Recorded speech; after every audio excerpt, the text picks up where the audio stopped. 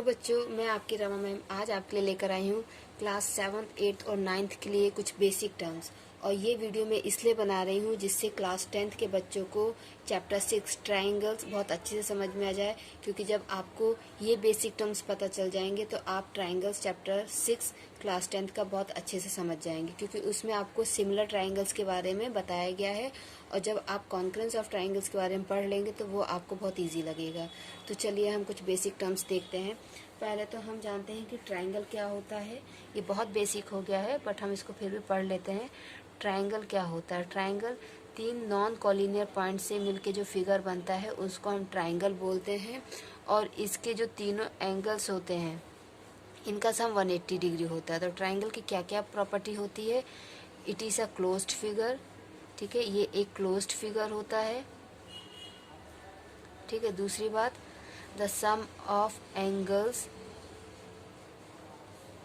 Is equal to 180 degree. तीनों angles का sum 180 degree होता है और ये नॉन कॉलिनियर पॉइंट से बनता है। ठीक है, तो ये हो गया triangle.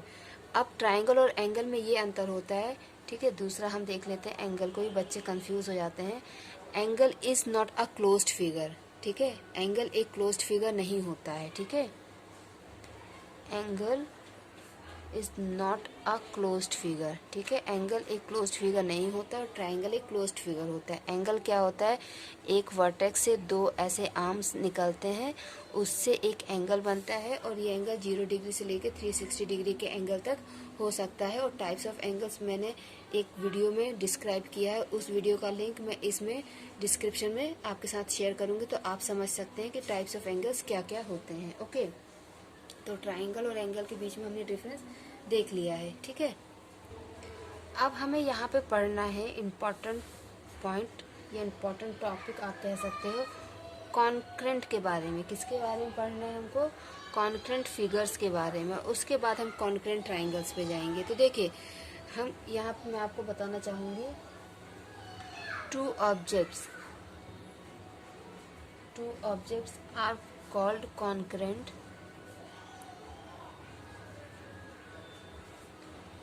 if and only if they have exactly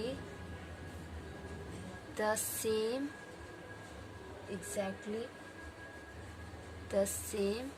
shape and size. Okay, दो ऑब्जेक्ट्स को हम कॉन्करेंट तब कह सकते हैं जब उनका शेप और उनका साइज एग्जैक्टली एक जैसा हो। जैसे हम एग्जांपल लिख सकते हैं, बॉल्स। ठीक है, बॉल्स ऑफ टेनिस। ठीक है, टेनिस की जो बॉल्स होती हैं वो सब कॉन्करेंट होती हैं। अगर वो एक ही कंपनी की, एक ही ब्रांड की तो वो सब कॉन्करेंट होंगी। ठीक है, coins of same minted year, एक ही साल के बने हुए 1 रुपीज़ या 2 रुपीज़ या 5 रुपीज़ के कॉइन। जैसे आप एक ही साल में जो सिक्के बने हुए हैं, ठीक है, एक ही साल में जो मिंट हुए हैं, अगर आप उनको एक के ऊपर एक रखते हो तो वो एग्जैक्टली उसको कवर कर लेता है, ओवरलैप कर लेता है।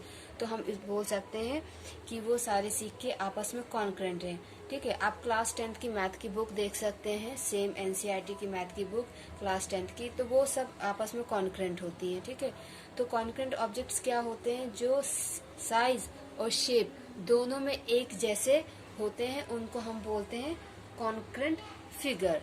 ठीक है, या फिर concurrent object. Okay, and the relation of two objects being concurrent is called concurrence. ठीक है, दो ऑब्जेक्ट आपस में कॉन्करेंट हैं तो उसको हम बोलेंगे कॉन्करेंस। क्लियर? अब कॉन्करेंस ऑफ प्लेन फिगर।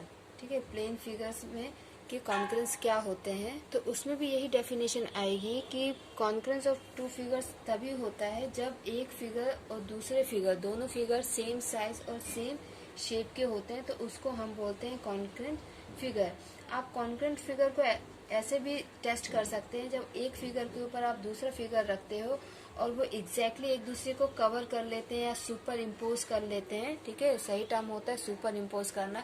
जैसे आपने एक मैथ की क्लास 10th की बुक रखी है, उसके ऊपर आपने दूसरी बुक रखी है, तो ऐसा लगता है कि पहले नीचे कोई बुक है ही नहीं, ठीक है। वो उसको एग्जैक्टली ऐसे कवर कर लेती है, सुपर इम्पोज कर लेती है। तो उससे हम पता कर सकते हैं कि ये दो फिगर आपस में या दो चीजें या दो ऑब्जेक्ट जो है ये कॉन्ग्रुएंट है कि नहीं। बट ये तो प्रैक्टिकल तरीका हो गया पता करने का, ओके। और इस मेथड का नाम भी होता है method of superposition, okay. Okay, then congruence of a line segment. If two line segments have same length, then they are congruent. अगर दो line segment उनकी same length है तो हम कहेंगे कि वो दोनों लाइन आपस में congruent है। जैसे कि हमने लाइन A B ली और ये 5 सेंटीमीटर की, हमने दूसरी लाइन ले ली C D और ये भी 5 सेंटीमीटर की है, तो हम कह सकते हैं कि ये दोनों लाइन आपस में congruent हैं, ठीक है। इसका इन्वर्स ये होगा कि अगर दो लाइन सेम लेंथ की हैं तो हम उनको कॉन्ग्रुएंट कहेंगे। अगर दो लाइनें आपस में कॉन्ग्रुएंट हैं तो उनकी लेंथ सेम होगी, वाइस वर्सा, ठीक है, ओके। तो कॉन्ग्रुएंस ऑफ टू लाइंस आपको क्लियर हो गया। Then congruence of angles. Two angles are congruent if and only if they have same measurement. दो एंगल्स को हम congruent angles तब कहेंगे जब उनके जो मेजरमेंट होंगे वो सेम होंगे। इसका उल्टा हम ये कह सकते हैं कि दो ट्राइंगल्स अगर congruent है तो उनका मेजरमेंट सेम होगा ही होगा। जैसे सारे के सारे 45 डिग्री के जो एंगल्स होते हैं वो आपस में congruent होते हैं, ठीक है। बट उनके आर्म्स का भी हमको ध्यान रखना है। जैसे ये एक एंगल आपका हो गया, ये 45 डिग्री है, ठीक है, और दूसरा ये एंगल हमने ले लिया है, ठीक है, ये भी 45 डिग्री है, ओके। दोनों की हम नेमिंग कर देते हैं। जैसे ये हो गया आपका ABC और ये हो गया DEF। तो इन दोनों का मेजरमेंट क्या है, सेम है, इसलिए हम कह सकते हैं कि ये दोनों एंगल आपस में कॉन्ग्रुएंट है।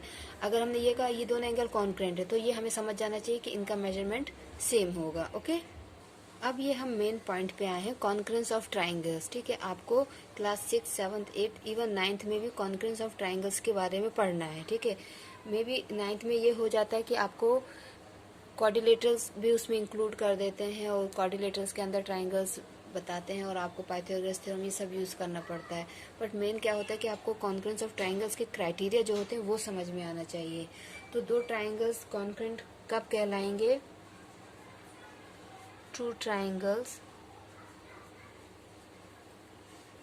Are called congruent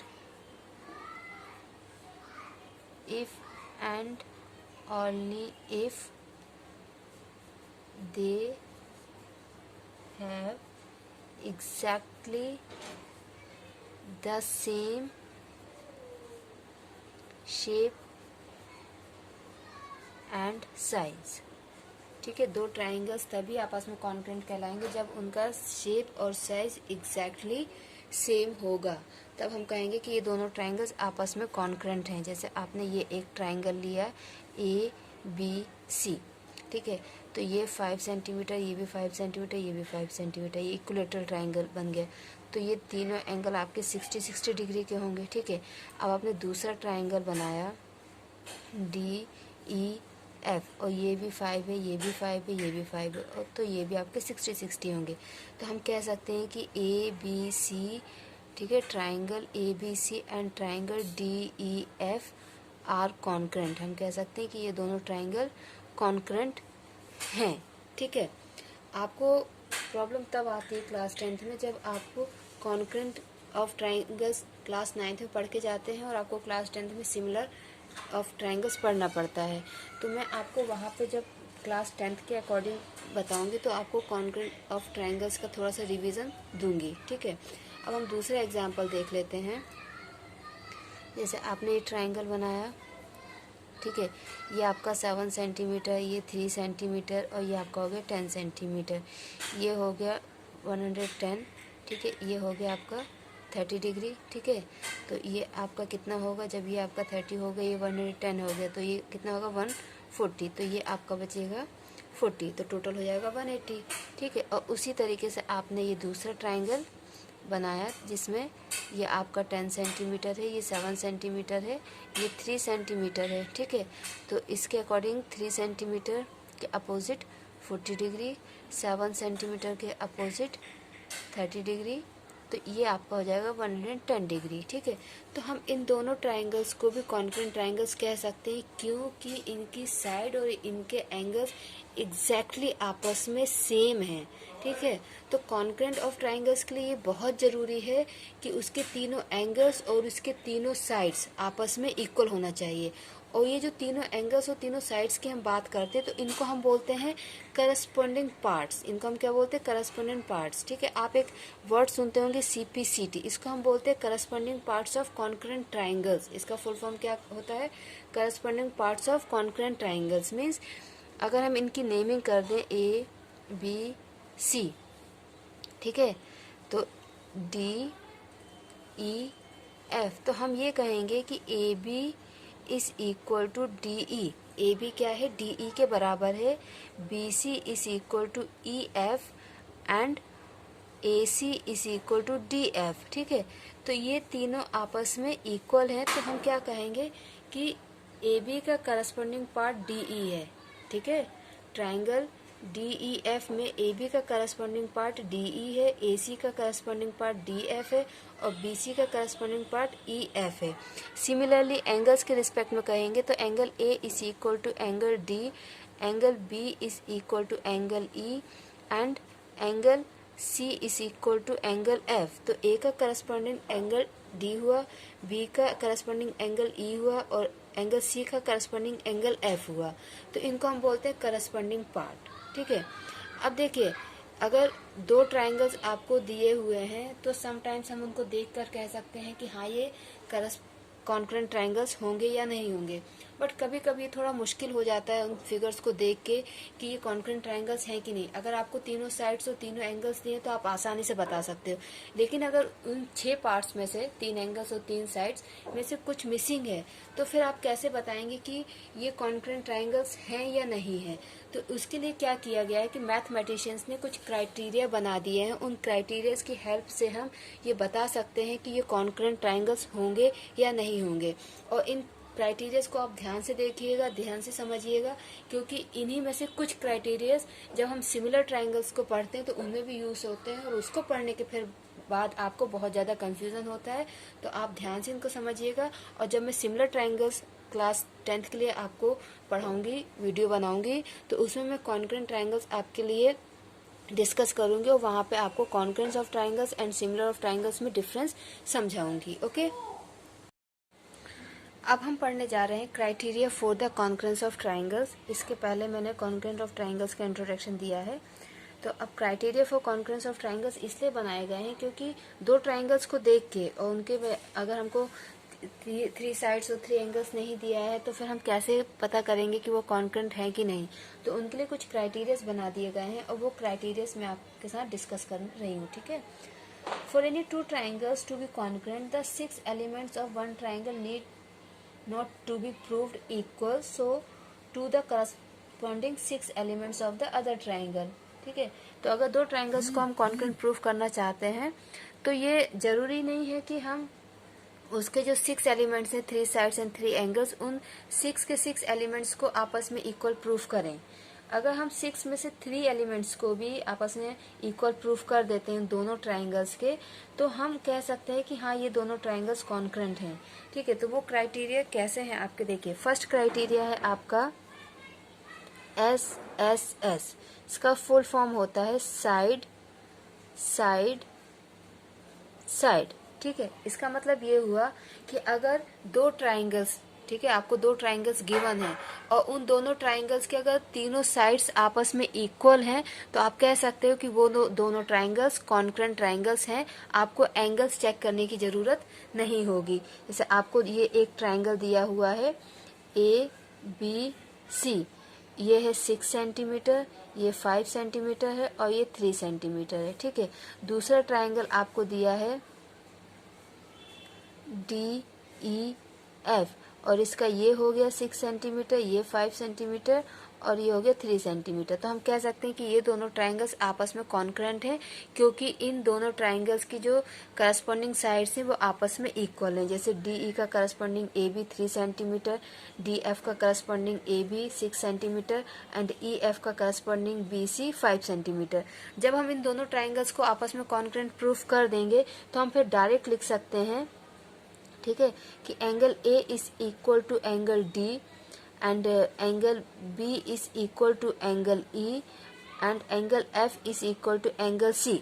concurrent proof करने के बाद हम इन दोनों के तीनों एंगल्स भी आपस में इक्वल लिख सकते हैं, और हम यहाँ पे ये लिख देंगे कि ये इक्वल इसलिए है क्योंकि ये corresponding parts of the concurrent triangles हैं।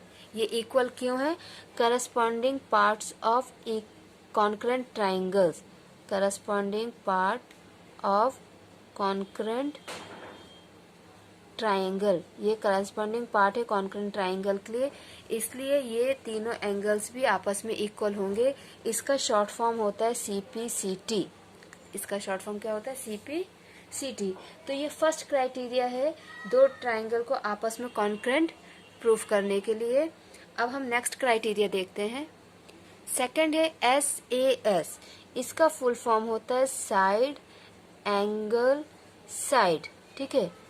अब ये एंगल बीच में इसलिए लिखा गया है क्योंकि इसके पीछे एक रीज़न है। वो रीज़न ये है कि दो ट्राइंगल्स, ऐसे दो ट्राइंगल्स आपको बोला है कि आप बताइए कि ये कॉन्करेंट होंगे कि नहीं होंगे। अगर आपको ये साइड दी है 5 सेंटीमीटर, ये दी है 6 सेंटीमीटर और इसकी ये दी है 5 सेंटीमीटर और ये दिया है 6 सेंटीमीटर, अब हमें इस वाले से कोई मतलब नहीं, ठीक है। और इन दोनों साइड के बीच वाला एंगल, जिसको हम बोल देंगे इंक्लूडिंग एंगल, ठीक है। साइड्स के बीच वाला एंगल को हम बोलेंगे इंक्लूडिंग एंगल।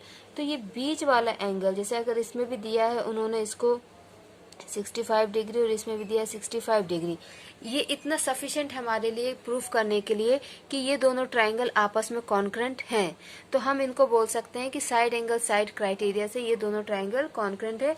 आप जो दो साइड ले रहे हो उसके बीच वाला एंगल ही लेना है, उसके अलावा एंगल नहीं लेना है, ठीक है। उसके अलावा अगर आप एंगल लोगे तो ये वाला क्राइटेरिया नहीं यूज कर सकोगे और हो सकता है कि ऐसा कोई क्राइटेरिया हो भी ना, ठीक है।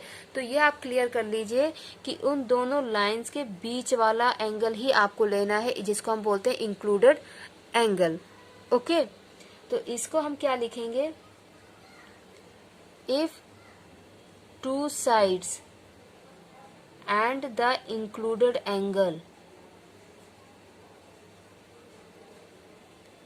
of one triangle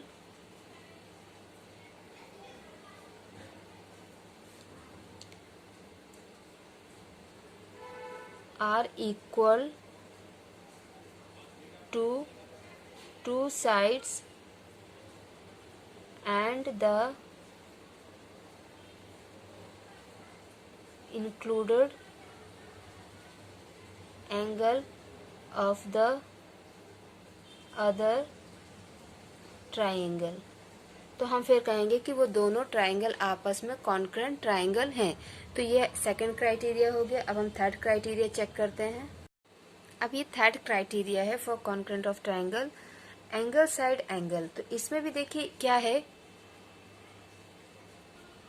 तो इसमें होता है if two angles and the included side of one triangle are equal to two angles and the included side of the other triangle. अगर ये कंडीशन होती है तो हम कह सकते हैं कि वो दोनों ट्राइंगल आपस में कॉन्करेंट हैं। देखिए एग्जांपल देखिए आप, ये एक ट्राइंगल है, ओके, ABC DEF। अब दो एंगल्स आप ये ले लीजिए कि ये वाला हो गया आपका 30 और ये वाला आपका हो गया 25 डिग्री, ओके। बहुत ज़्यादा छोटे हो जाएंगे। आप इसको ले लीजिए 60 और इसको ले लीजिए 30, ठीक है, 60 एंड 30। तो इसको हमने ले लिया 60 और ये हो गया 30 डिग्री, ठीक है। तो ये दो एंगल्स आपस में इक्वल हैं, ठीक है, दो एंगल्स आपस में इक्वल हैं। और इन दोनों एंगल्स के बीच वाली साइड कौन सी है? ये यूं कहा जाए कि ये दोनों एंगल्स किस साइड के ऊपर है? ये वाली साइड के ऊपर, ठीक ठीक है। जब ये कंडीशन होगी तब हम कहेंगे कि एंगल साइड एंगल क्राइटेरिया से ये दोनों ट्राइंगल्स आपस में कॉन्करेंट हैं, ठीक है। वो दोनों एंगल और उन दोनों एंगल के बीच वाली साइड, ठीक है, इसलिए ये वर्ड यूज किया जाता है इंक्लूडेड साइड, ठीक है। इंक्लूडेड साइड मीन्स उन दोनों एंगल से जो इंक्लूड है साइड, वो वाली साइड। क्लियर।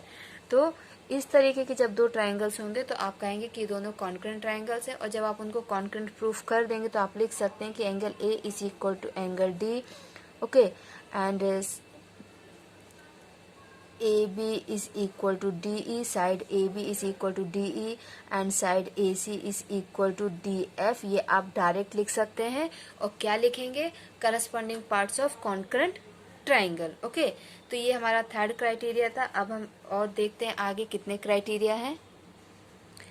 अब ये है आपका AAS, एंगल एंगल साइड। इसमें क्या होता है? If two angles and the one side of one triangle are equal to two angles and the corresponding side of the other triangle then the two triangles are congruent. Means दो angle और एक side, अगर दूसरे triangle के दो angle और corresponding side के equal होंगे तो हम उन दोनों ट्राइंगल्स को कॉन्करेंट ट्राइंगल्स कह सकते हैं। देखिए,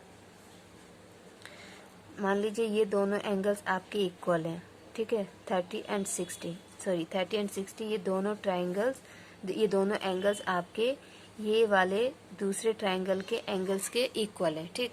अब इसमें यह है कि इंक्लूडेड साइड नहीं है, मीन्स जरूरी नहीं है कि वो यही साइड हो, इंक्लूडेड साइड जरूरी नहीं है। ये वाला साइड हो सकता है इसके इक्वल, क्योंकि इसका करस्पॉन्डेंट ये होगा, ठीक है। तो अगर दो एंगल्स और करस्पॉन्डिंग साइड इक्वल है, अगर ये साइड नहीं लेंगे तो आप ये वाली ले सकते हैं कि ये वाला साइड इसके इक्वल होना चाहिए। ऐसा नहीं कि ये वाला इसके इक्वल, तो फिर ये कहलाएगा कि ये इसका करस्पॉन्डिंग है, ठीक है। तो करस्पॉन्डिंग साइड इक्वल होना चाहिए, जैसे कि 3, 6 एंड 5 सेंटीमीटर, 3, 6 एंड 5 सेंटीमीटर। तो ये वाली साइड का करस्पॉन्डिंग ये होगा, ये वाली साइड का करस्पॉन्डिंग साइड ये होगा, और ये वाली साइड का करस्पॉन्डिंग साइड ये होगा, ठीक है।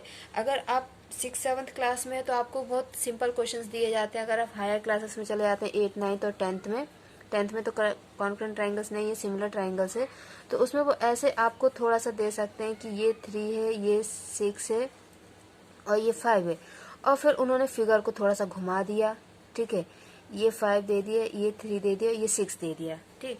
तो आपको कंफ्यूज नहीं होना है बिल्कुल भी। आप क्या करोगे, उसकी नेमिंग कर देंगे, और नेमिंग के अकॉर्डिंग फिर आप करस्पॉन्डिंग पार्ट लिख सकते हैं। इसे आपने लिखा ABC और इसका नाम आप रख दिया DEF, ठीक है। तो आप लिख सकते हो कि AC का करस्पॉन्डिंग FE होगा, AB का करस्पॉन्डिंग DE होगा, और BC का करस्पॉन्डिंग FE होगा, ठीक है। तो दो एंगल्स और एक करस्पॉन्डिंग साइड अगर आपस में दो ट्राइंगल्स के इक्वल हैं तो हम उन दोनों ट्राइंगल्स को कॉन्करेंट ट्राइंगल्स कह सकते हैं। और बाकी जो दो साइड और एक एंगल बचा उसको हम लिख देंगे कि ये इसके इक्वल है, क्योंकि ये corresponding parts of the concurrent triangles हैं, ठीक है। ये हमारा 4th क्राइटेरिया हो गया। अब एक क्राइटेरिया और है RHS criteria, okay. So this is the RHS criteria, right angle, hypotenuse and one side, ठीक है। इसका फुल फॉर्म क्या होता है? Right angle, hypotenuse and one side. If in two right triangles hypotenuse and one side of a triangle are equal to the hypotenuse and one side of the other triangle then the two triangles are congruent. Means अगर आपको दो right angle triangle दिए हुए हैं, ठीक है, दो right angle triangle आपको दिए हुए, तो आपको सिर्फ क्या चेक करना है कि इसका हाइपोटेनियस, ठीक है, इन दोनों का हाइपोटेनियस और कोई भी एक साइड, मतलब या तो ये वाली साइड इस साइड के बराबर हो या ये वाली साइड इस वाली साइड के बराबर हो, ठीक है। कोई भी दोनों में से कोई भी एक साइड, एक तो हाइपोटेनियस इक्वल होना जरूरी है, और कोई भी एक साइड या तो ये वाली इसके इक्वल हो या ये वाली इसके इक्वल हो। अगर ऐसा होता है तो हम कह सकते हैं कि ये दोनों ट्राइंगल आपस में कॉन्करेंट ट्राइंगल है, और इसको हम बोलते हैं RHS क्राइटेरिया या फिर RHS रूल इसको कहा जाता है। तो ये 5 क्राइटेरियाज हैं जो आपको हेल्प करेंगे दो ट्राइंगल्स को आपस में कॉन्करेंट प्रूफ करने के लिए। आप इनको अच्छे से पढ़ लीजिएगा।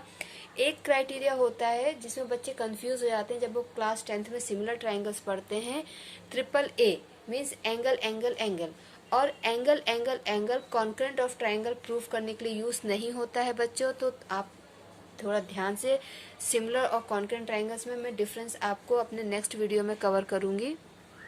ओके, तो अभी आप ये कॉन्करेंट्स ऑफ ट्राइंगल्स क्राइटेरियाज पढ़ लीजिए और ये क्लास 9th के लिए इम्पॉर्टेंट है, ठीक है। और क्लास 9th में आगे इसी चैप्टर में आगे क्या है उसके लिए मैं आपको नेक्स्ट वीडियो में बताऊंगी।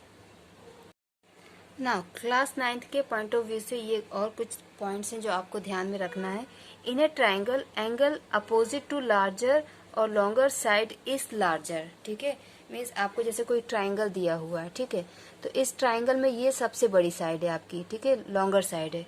तो इस स्टेटमेंट के अकॉर्डिंग वो ये कहना चाहते हैं कि लॉन्गर साइड के अपोजिट जो एंगल होता है वो भी बड़ा होता है, ठीक है।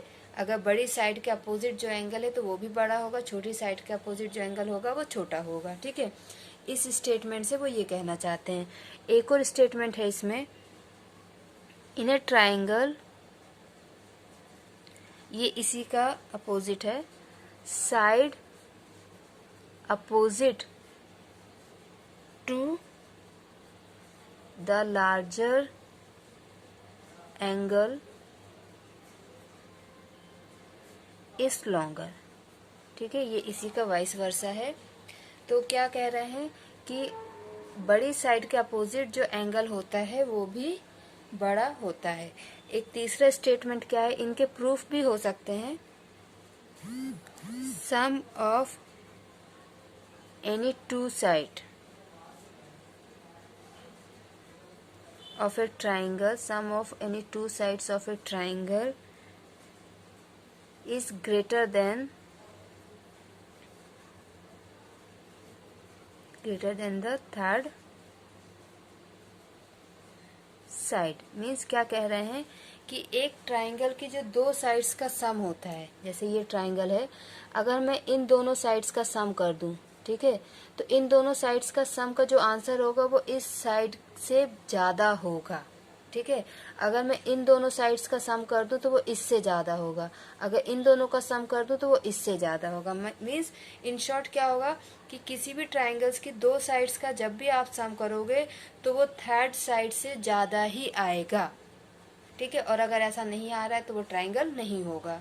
तो ये 3 स्टेटमेंट है जो आप समझ लीजिए, अच्छे से पढ़ लीजिए, इनके प्रूफ भी होंगे। अगर आपको कोई डाउट हो तो आप मुझे कमेंट सेक्शन में बता सकते हैं। ये क्लास 9th के लिए बहुत सही इंट्रोडक्शन है। कॉन्करेंस ऑफ ट्राइंगल के क्राइटेरियाज मैंने आपके साथ इसमें डिस्कस किए हैं। और अगर आपको बहुत ज़्यादा बेसिक पढ़ना है तो आप मेरे चैनल को सब्सक्राइब कीजिए। मैंने एक बेसिक इंट्रोडक्शन का वीडियो बनाया है जिसका लिंक मैं इस वीडियो के डिस्क्रिप्शन बॉक्स में आपके साथ शेयर करूंगी, तो आप उसको देख सकते हैं। तब तक अपना ख्याल रखिए, पढ़ते रहिए बच्चों। बाय बाय बच्चों।